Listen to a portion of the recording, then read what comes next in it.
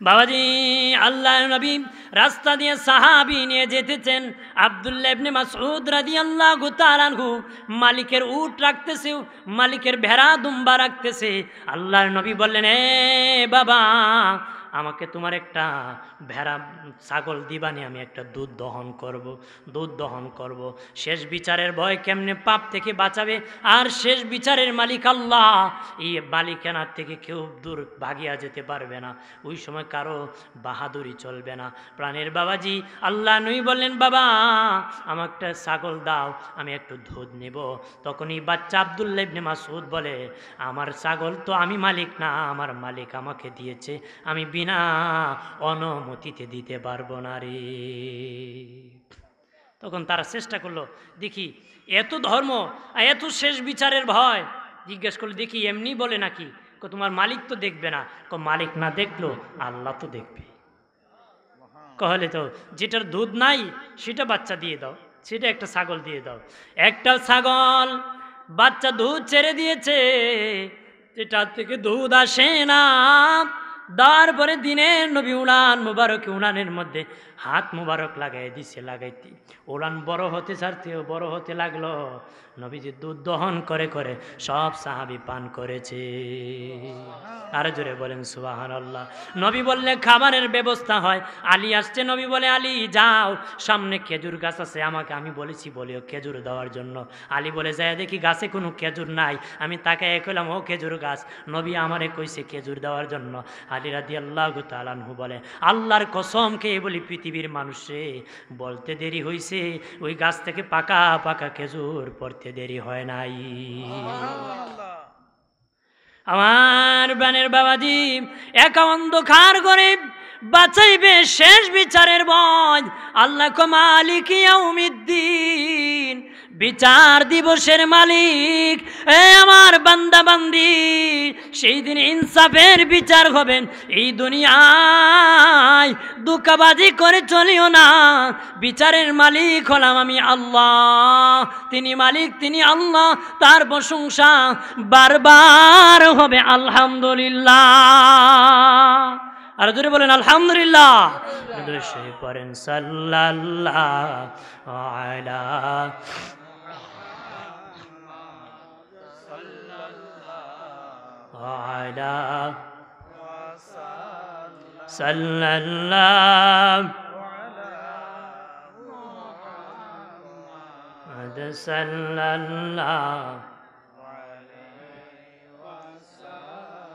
আদম যখন মাটি পানি, নূর নবীজি খুদার রাসূল, সৃষ্টি কুলের নাহি কিছু, নবী গো আপনার সমতুল সাল্লাল্লাহ।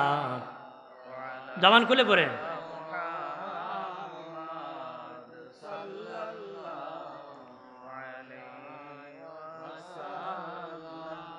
সাল্লাল্লাহু আলা মুহাম্মদ সাল্লাল্লাহু আলাইহি ওয়াসাল্লাম। এরপর আল্লাহ কই, ইয়াকা না'বুদু ওয়া ইয়াকা নাস্তাঈন, তারই ইবাদত করি, তারই প্রশংসা করি। এতক্ষণ কইছি তিনি তিনি, এখন কই তারই ইবাদত করি, তারই প্রশংসা করি। কারণ এত সময় ছিল অপরিচিত, এখন আমার কাছে আল্লাহ হয়ে গেছে পরিচিত। আর জোরে কন, অপরিচিত লোকের সাথে কথা বললে তার, অর্থাৎ তিনি তিনি যখন পরিচিত হলো তার, বাবা এতক্ষণ বলেছি তিনি হলেন আল্লাহ, তিনি হলেন রহমান, তিনি হলেন রাহিম, তিনি হলেন বিচার দিবসের মালিক। এখন কো ইয়াকা না'বুদু ওয়া ইয়াকা নাস্তাঈন, তারই ইবাদত করি, তারই প্রশংসা করি। এতক্ষণ আল্লাহ ছিল আমার চেয়ে দূর, এখন আমার আল্লাহ কাছে এসে গেছে। আমার পরিচয়, আল্লাহর পরিচয় পাওয়ার পরে আমার মালিক আমার কাছাকাছি চলে আসছে, তখন কই তারই ইবাদত করি, তারই প্রশংসা করি। একটু চিল্লায় বলেন আল্লাহু আকবার। এতক্ষণ আমার আল্লাহ, আমরা বলেছি তিনি আল্লাহ, তিনি রব, তিনি রহমান, তিনি রাহিম, তিনি বিচার দিবসের মালিক। এখন কাছাকাছি এসে গেছে, আল্লাহ আমার ভালোবাসা হয়ে গেছে, আল্লাহর সাথে বান্দার প্রেমের কানেকশন হয়ে গেছে। এখন কয় তোমারই ইবাদত করব, তোমারই প্রশংসা করব। আর জোরে বলে আল্লাহ ছাড়া কারো ইবাদত করা যাবে না, তোমার ইবাদত করি, তোমার কাছে সাহায্য চাই। বাবাজি তার ইবাদত করি, তারই কাছে সাহায্য চাই, তার ইবাদত করব, আল্লাহর ইবাদত করব, দুনিয়ার কারো ইবাদত করব না। কথা বলেন ঠিক কি দেনা? ইবাদত একমাত্র আল্লাহর করব, সাহায্য একমাত্র আল্লাহর কাছে যাব, আল্লাহর কাছে যাব। আল্লাহ মনে করে কারোর কাছে সাহায্য চাওয়া যাবে না। মাকে তো বলি মা ভাত দাও, এটা মা মনে করে চাই। বাবাকে যদি বলি বাবা টাকা দাও, এটা বাবা মনে করে কই। সন্তানকে যদি বলে সন্তান টাকা দাও, সন্তান মনে করে কই। সন্তানকে যদি বলি সন্তান খাবার দাও, এটা আল্লাহ মনে করে কয় না, সন্তান মনে করে কয়। চাইলে যদি সাহায্য চাইলে যদি শিরিক হয়ে যায় তাহলে তো সব শেষ হয়ে যাবে। তাহলে আল্লাহ মনে করে, অর্থাৎ এতক্ষণ মালিকের পরিচয় শুনেছি, মালিক হিসাবে তোমারই ইবাদত করি, তোমারই প্রশংসা করি। কথা বলেন ঠিক কিনা? তোমারই ইবাদত করি, তোমার কাছে কি সাহায্য চাই, তোমারই ইবাদত করি, তোমার কাছে সাহায্য চাই। আল্লাহকে যদি বলি আল্লাহ কোরআনে বলেছ তোমার ইবাদত করব, কিন্তু নামাজে যখন দাঁড়াই বৈঠকে বসে বলি আসসালামু আলাইকা আইয়ুহান নাবিয়্যু ওয়া রাহমাতুল্লাহি ওয়া বারাকাতুহু। মালিক তোমারই যদি ইবাদত হয়, নামাজেরই তোমার বন্দরে আবার সালাম জানাই। সুবহানাল্লাহ বলেন, আরো জোরে বলে। বাবাজি খেয়াল করেন ভালো করিয়া,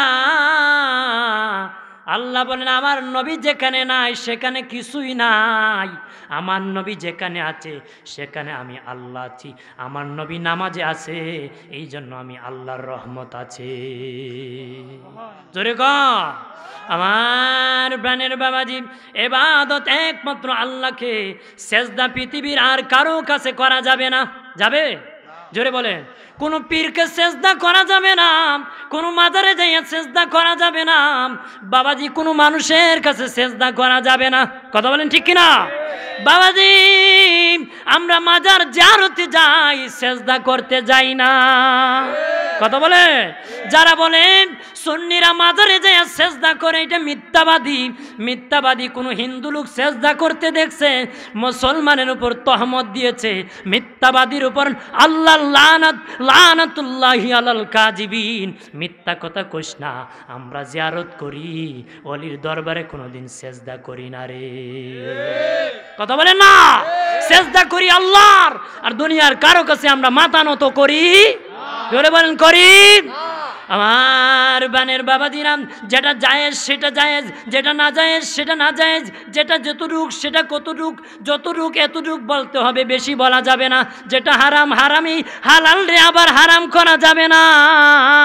হালাল রে যদি হারাম কন, হারাম রে যদি হালাল কন, ঈমান নিয়ে কবরে যাওয়া যাবে না।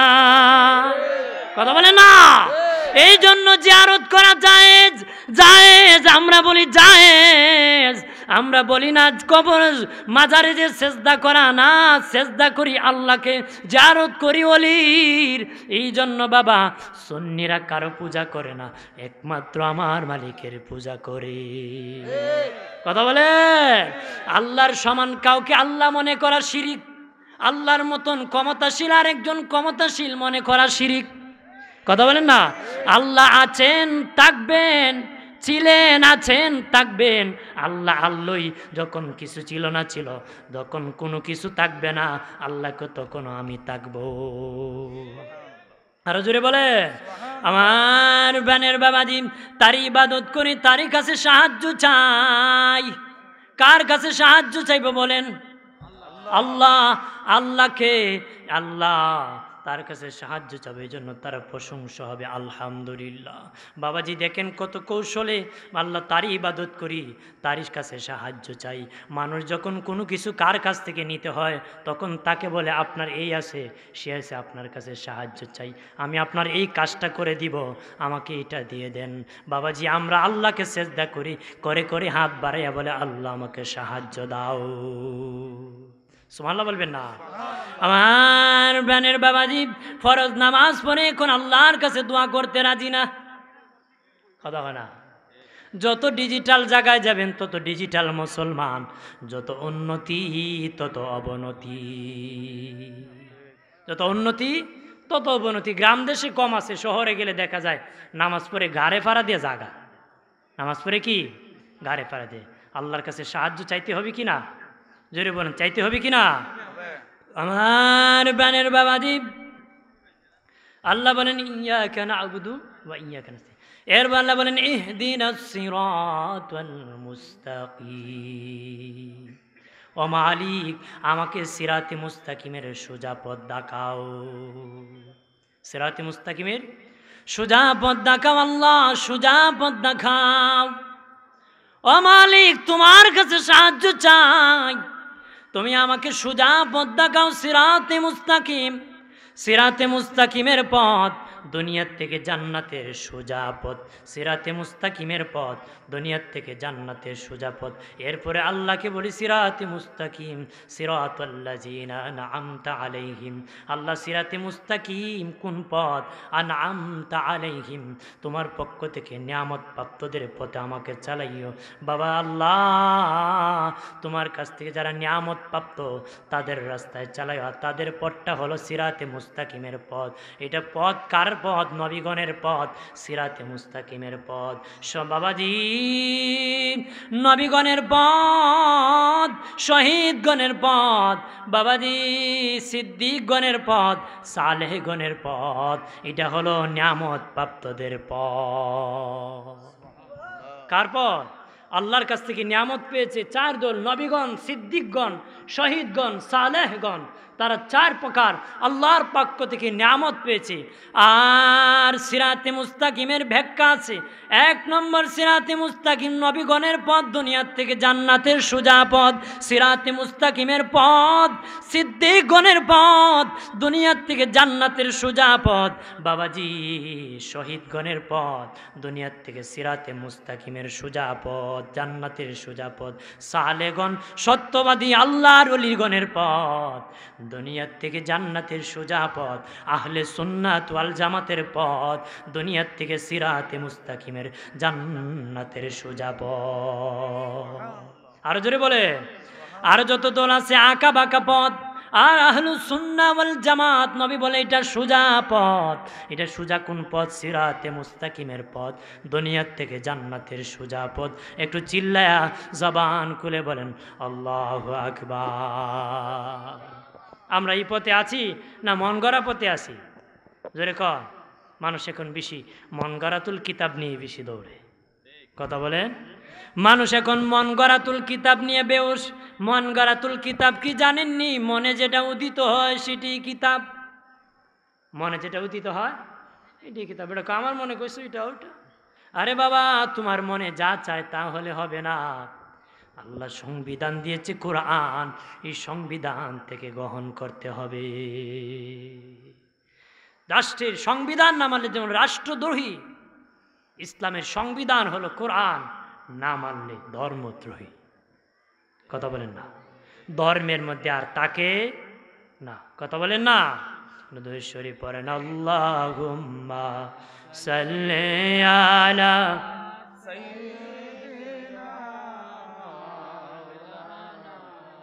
মুহাম্মাদ ওয়া আলা আলি সাইয়্যিদিনা মাওলানা মুহাম্মদ। আমার প্রাণের বাবাজি, আমরা নামাজে দাঁড়িয়ে বলি আল্লাহ সোজা রাস্তা দেখাও। কইনি নামাজও হাজিন খারাপ লাগতেছে নাকি? খারাপ লাগতেছে? একটু বেশি লাগবে, কারণ আমি একটু সূরার উপর আলোচনা করতেছি, তো গ্রহণ করতে হবে, তো আলোচনা গ্রহণ করতে হবে। নামাজে দাঁড়িয়ে কয় আল্লাহ সোজা পথ দেখাও, কিন্তু বাইরে কয় আগের দে বেখা, আগের দে বাঁকা, বাঁকায় দৌড়ে। মুখে একটা অন্তরে আর একটা। আল্লাহকে বলেছে আল্লাহ জান্নাতের পথ দেখাও, নবীগণের পথ দেখাও, সিদ্দিকগণের রাস্তা দেখাও, শহীদগণের রাস্তা দেখাও গো। সালেহগণ আল্লাহওয়ালাদের রাস্তা দেখাও, আল্লাহর কাছে নামাজে দাঁড়ায় কয়। আর মসজিদ থেকে বের হয়ে শয়তানের পথে দৌড়ায়। মসজিদে আমাইলে মনে হয় মুসলমান, মসজিদ থেকে বের হলে শয়তানের হেডমাস্টার। কথা কয় না? আগের দিয়ে বাঁকা বাঁকাই থাকে। এক বেটা গেছিল পীরের কাছে, হুজুর আমাকে জিন মন্ত্র শিখান। জিন মন্ত্র? কোন মন্ত্র? বেটা জিন মন্ত্র শিখাইছে। একদিন জিন হাসিল করছে, জিনে আইসা কয় আমি জিন জাতির এমন জাত, কাম ছাড়া থাকতে পারি না। বেটা কাম দিছে, কাজ তো আর পায় না। যদি কাজ না থাকে তোমাকে মেরে ফেলো। মুরিদ মারছে পীরের বাড়ির দূর গিয়ে, হুজুর সর্বনাশ হয়ে গেছে তো। কি হয়েছে? এক জিন হাসিল করছে না। কইসলাম না? বিপদে পড়ছি, আটকান। তোমার পীর টির মানি না, তোমার পীরও শেষ করবো। তো পীর সাহেব আসিল খুব চালাক মানুষ, এমন কাম দিমু, কাম জীবন শেষ হইব, কাজ শেষ হইত না। পীর সাহেবের বাড়ির পাশে আসিল এক কুত্তা, ডাকিয়া কয় জিন রে এই কুত্তার লেজটা সোজা করে দেয়। তো জিনে টান দিলে সোজা হয়, ছেড়ে দিলে বাঁকা হয়। টান দিলে সোজা হয়, ছেড়ে দিলে কি হয়? বাঁকা। দেখেন এটা এত লম্বা লেজ দিছে, কিন্তু লেজটা 3টা ফেজ দিয়ে তুলে তো রাখছে। কথা না জোরে বলে। কিন্তু একটা ছাগলের ছোট্ট একটা লেজ দিছে, এটা দিয়ে ঢাকিয়া রাখছে।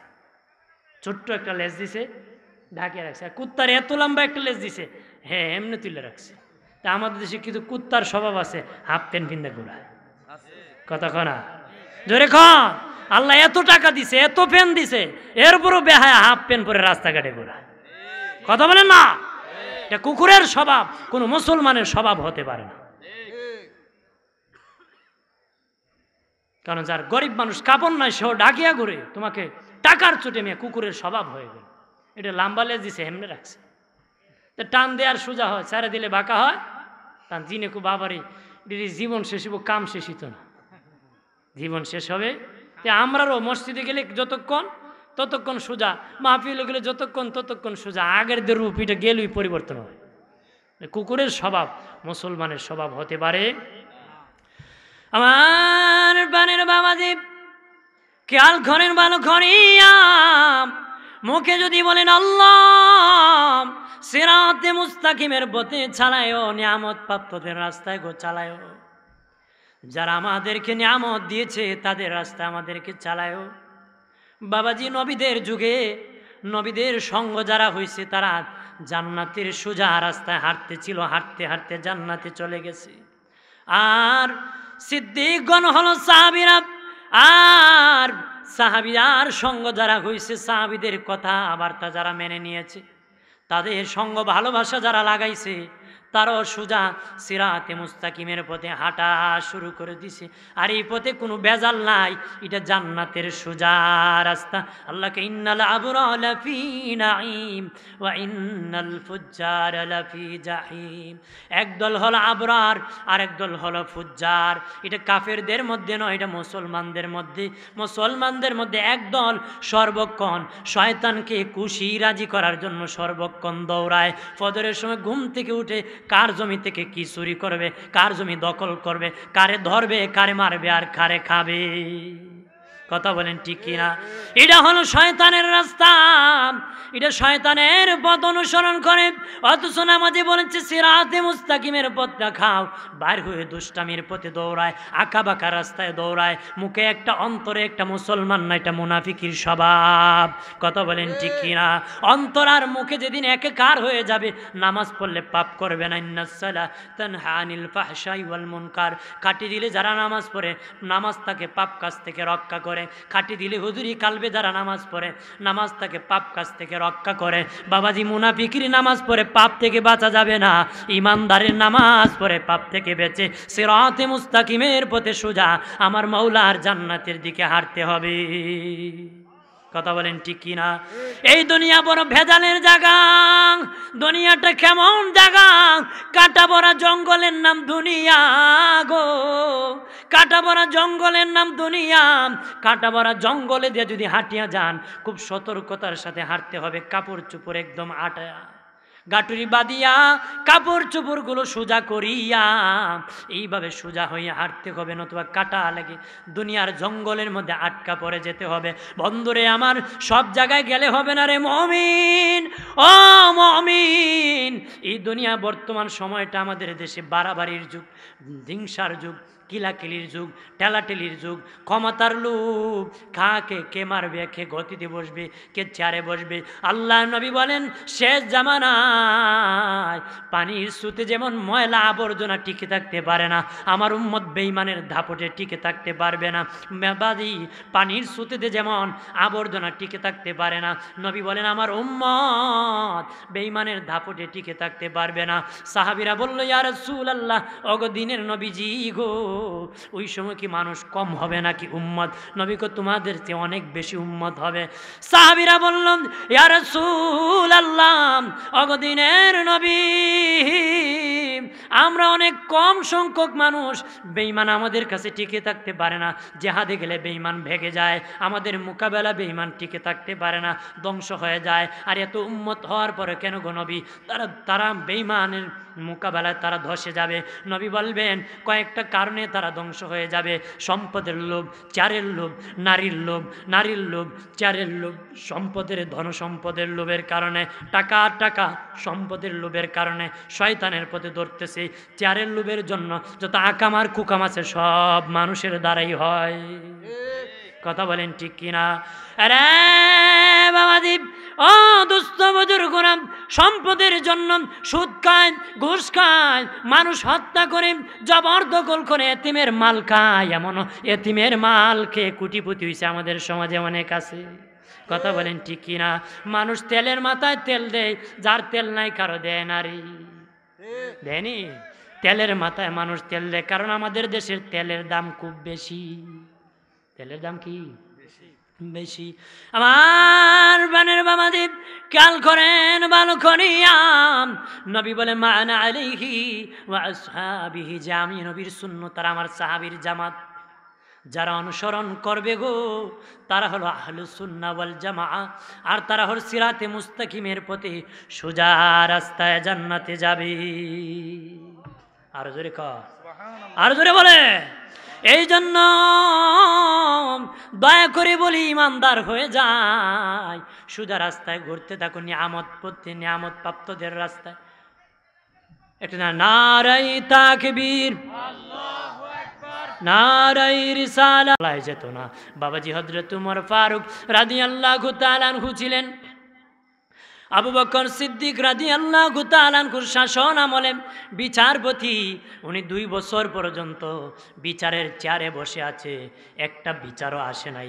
উনি হযরত উমর ফারুক আবু বকর সিদ্দিক রাদিয়াল্লাহু তাআলা আনহুর কাছে যায় বলে, আমিরুল মুমিনিন, খলিফাতুল মুসলিমিন, ও আবু বকর ভাই, আমি 2 বছর ধরে চেয়ারে বসে আছি, একটা বিচারও আমার কাছে আসে নাই, আমাকে কাজ দেন, অযথা আমাকে বসে থাকতে হয়।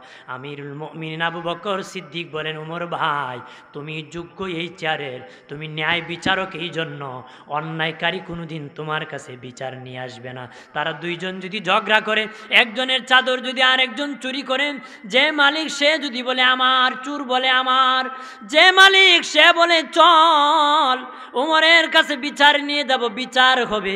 চোরে কয় দরকার নাই, তোর মাল তুই নিয়ে যা। চোরে জানে উমরের দরবারে ঘুষ দিয়া চাদর নেওয়া যাবে না, উমর ইনসাফের বিচার করে গর্দান উড়াইয়া দিবে। আজকে চুরি কইরা চোরের দলেরা বিচার করে ডাকাতের কাছে যাইয়া, এই জন্য আদালতে ইনসাফ নাই, চুরি ডাকাতি বাড়তেছে আর বাড়তেছে। কথা বলে না? ডাকাত যদি চোরের বিচার করে, এই দেশে ইনসাফ আর বিচার প্রতিষ্ঠিত হতে পারে না। পরে ডাকাতের যদি চোরের বিচার দিয়ে খানাখনি খুব, তোরে বাঁচাই দিলে আমারে দিলাইস 1,500। কথা হয় না? হ্যাঁ, আপনারও মারবো, দুনিয়ার সব মারবো। কথা বলেন ঠিক কিনা? আমার বানের বাবাজি, আল্লাহ বলেন হাসরের ময়দানে আমার আদালতের ইনসাফের বিচার করব। আর বিচার কে করবে? তিনি হলেন রাহিম। তিনি হলেন রাহিমকে, তিনি আল্লাহ। রাহিমকে, তিনি আল্লাহ। এই জন্য তার প্রশংসা হবে বারবার, আলহামদুলিল্লাহ। কিন্তু সূরা ফাতিহার আলোচনা করতেছি, আমি আমার বিষয়ের উপর আছি, যতটুকু মেধায় ধরে আমি কথা বলি। আমি তো আর এত বড় মুফতি মুহাদ্দিসও না, আমার যা আছে তা আমি বলি, যেন আপনারা মনোযোগ দিয়ে শুনবেন। বাকি যত সময় পাই এর ভিত্তিতে এটার উপর কথা বলবো। আর রহমানির রহিম। এরপর আল্লাহ বলেন মালিক ইয়াউমিদ্দিন, বিচার দিবসের মালিক হলেন আল্লাহ। বিচার দিবসের মালিক কে? বিচার দিবসের মালিক আল্লাহ। আল্লাহ বলেন এই দুনিয়া ধান্দাবাজি করিয়া ভাগতে পারবে না, আদালতের বিচারের মালিক হলাম আমি আল্লাহ। চতুর্দিকে আসমান, কই যাইবাই উসমান, বাগার সুযোগ নাই। আল্লাহ হাসরের ময়দানে সমস্ত সমুদ্রের সাগরের পানি বাষ্প আগুন বানাইয়া আল্লাহ চতুর্দিকের বাউন্ডারি দিবে, বাগিয়া যাওয়ার কেউ সুযোগ হবে না রে। আল্লাহ আমি মালিক ইয়াউমিদ্দিন, বিচার দিনের মালিক আমি, এত ক্ষমতাশীল এই আদালত থেকে কেউ কোনোদিন ভাগিয়া যাওয়ার সুযোগ হবে না রে। আল্লাহকে তুই আমার আন্ডারে চলবে, আমার শুকর আদায় করবে, জানোস নি? কারণ বিচারের মালিক আমি আল্লাহ।